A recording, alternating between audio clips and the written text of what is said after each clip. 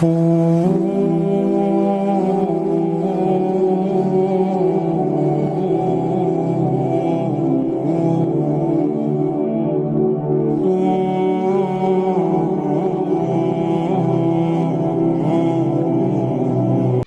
काम खत्म हो गया, मजदूरी देते हैं। एक काम खत्म हो गया, मजदूरी दो।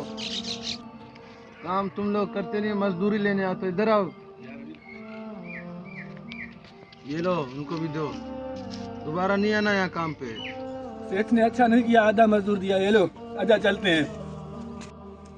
अस्सलाम वालेकुम। वालेकुम अस्सलाम। क्या हाल है सेठ? खैरियत से हैं? शुक्र है अल्लाह का, अल्हम्दुलिल्लाह। सेठ ये मजदूर यार जो अभी उदास जा रहे थे, क्या मसला है? इन्होंने मुझे कहा कि आपने इनको मजदूरी नहीं दी। खुश हो जाएंगे इसलिए हमने अपना मफाद के लिए काम करवाया। यार 100-150 की बात कर रहे हो आप।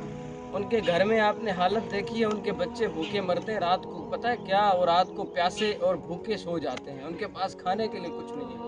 ये सारा दिन काम करते हैं अपने बच्चों के लिए, लेकिन आपने क्या कर दिया कि उनका आधा हिस्सा भी आपने अच्छे से नहीं दिया। आपको पता है नबी करीम सल्लल्लाहु अलैहि वसल्लम की हदीस है, नबी सल्लल्लाहु अलैहि वसल्लम ने फरमाया कि मजदूर का पसीना जो है सूखने से पहले आप उसकी मजदूरी दें, लेकिन आपने क्या कर दिया? आपने उसकी मजदूरी नहीं दी। जाएँ उसको पकड़ लें और उसकी मजदूरी दें, कहीं अल्लाह का अजाब ना आ जाए।